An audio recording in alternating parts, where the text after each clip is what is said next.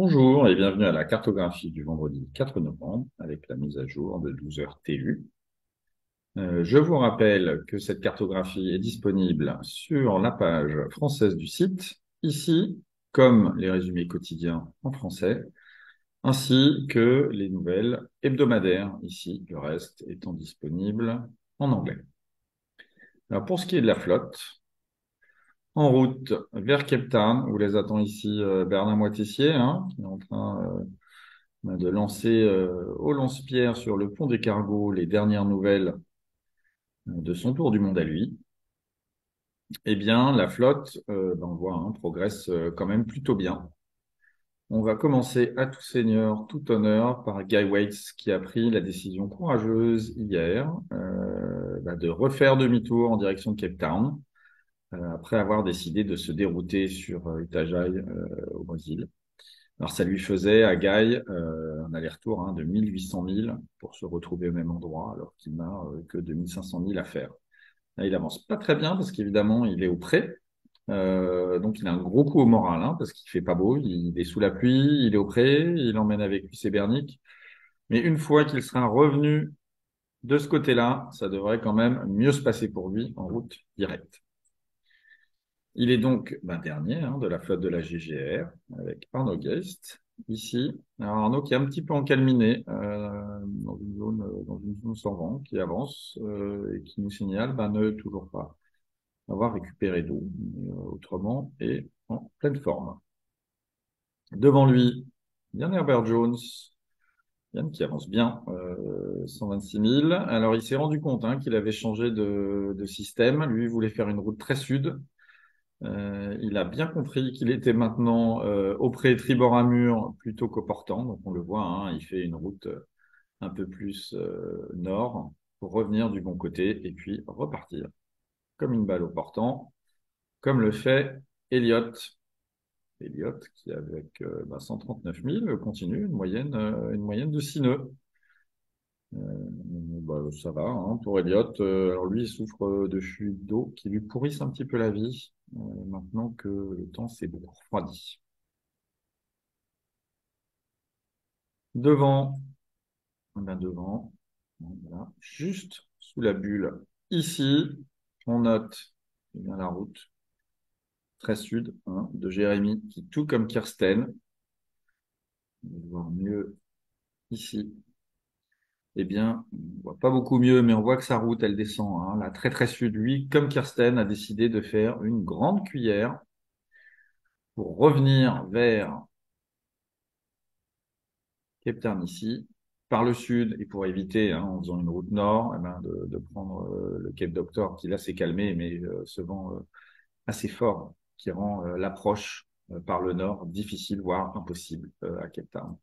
Donc Jérémy, lui, il a décidé de faire cette grande boucle. Malheureusement, ça se passe pas très bien pour lui parce que, comme Yann, il va très rapidement se retrouver au pré, tribord à mur, au lieu d'être au portant. Donc il va devoir rester sur cette petite ligne pour continuer sa route. Mais Jérémy, qui marche très bien, puisqu'il fait encore 133 000, malgré sa coque infestée de bernique. Devant lui, Ertan, ici, donc, lui avance toujours bien. Il dit être dans des vents plutôt légers, dans des bonnes conditions, avec une mer bien rangée. Ça se voit. 133 000. Et Goog, devant, Goog, pleine balle. Lui aussi, on voit, il a fait une belle cuillère.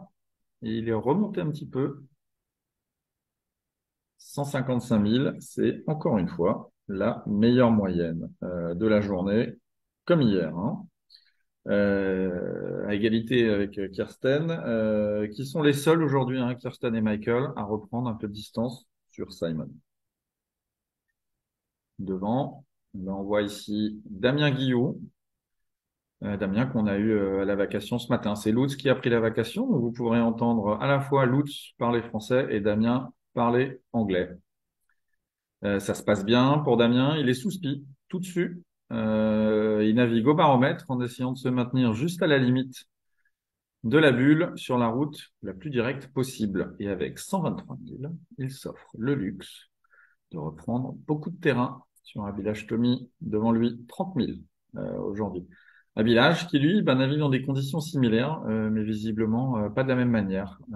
Peut-être pas sous speed. Mais c'est très intéressant, hein, parce que on voit très bien ici, dans ces trois-là, on ne le dirait pas, mais ils sont vraiment en lutte pour la 5e place. C'est-à-dire que Abilash, lui, est devant, et, poste 90 000 par jour, ça depuis, ou moins, depuis un moment. Damien grignote des 1000 sur Abilash, sur une route un peu plus nord. Et Michael, au sud, lui, aligne comme un métronome des moyennes bien supérieures à ses deux compères. Et moi, je pense qu'ils vont arriver dans un mouchoir de poche euh, milieu de semaine prochaine à Cape Town. Donc, regardez bien ces trois-là. Je pense qu'ils vont nous offrir du spectacle jusqu'à la fin. Ensuite, eh bien, sur la route nord, on a Tapio. Tapio qui navigue tout dessus, hein, il nous l'a dit, grand voile, génois, au pré-serré. Tapio qui va absolument éviter d'arriver trop nord à Cape Town et qui lui souhaite aussi faire une petite cuillère par le sud, donc il essaye de caper. Et il est ravi d'avoir son plan Sparksman Stephens qui se comporte très très bien hein, dans ces conditions et il essaye de faire le plus de sud possible, voilà, pour faire une petite cuillère hein, comme ça et arriver par le sud à Cape Town. Simon, lui, est ravi. Il nous a dit que les conditions s'étaient quand même beaucoup améliorées. Il a pas beaucoup de mines, hein, jusqu'à Cape Town, moins de 300. Voilà. Donc avec une mer beaucoup plus rangée, des conditions beaucoup plus faciles. Et il est attendu dimanche, pardonne, et Aida, dans la baie de Granger.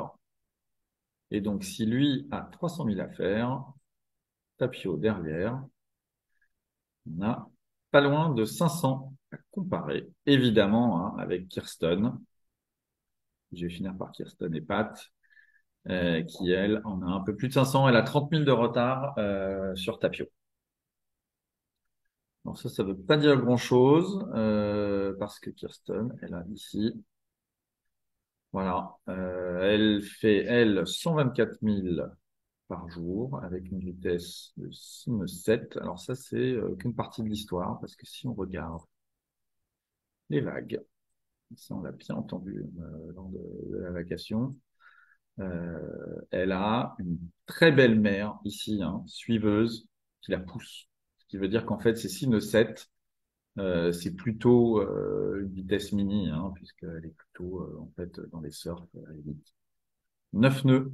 Donc c'est 30 000 de retard sur Tapio, mon avis, hein, vont quand même se réduire beaucoup. Elle est attendue à Cape Town probablement lundi. Paris, c'est qu'elle est deuxième devant Tapio. Et enfin, Pat qui a eu quand même beaucoup de courage, qui est le seul non sud-africain à avoir pris cette cuillère sud, hein, on le voit ici, alors qui est un peu moins engagé évidemment que Kirsten, mais qui avance toujours. Eh bien, il a retrouvé du vent, lui aussi, 130 000, et il est attendu mardi, dans la journée. Voilà, alors qu'est-ce qui va se passer pour ceci dans les jours qui viennent? On voit une petite extension, là, hein. On n'a pas la pression, mais enfin, ça ressemble bien à une dorsale, de l'anticyclone, qui va amener des vents un petit peu plus calmes à tout le monde. On peut pas très bien Kirsten ici.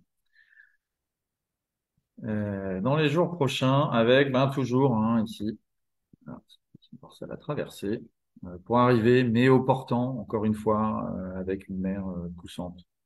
Donc une route beaucoup plus facile, hein, je pense, pour Kirsten, et certainement Pat. Et ici, ici, une petite bataille de chiffonniers, hein, à mon avis, jusqu'à l'arrivée vers Cape Town, qui va être très intéressante. Voilà. Et c'était la cartographie du vendredi. Nous, on se donne rendez-vous lundi pour l'arrivée de Kirsten et de Tapio. Bon week-end et à bientôt.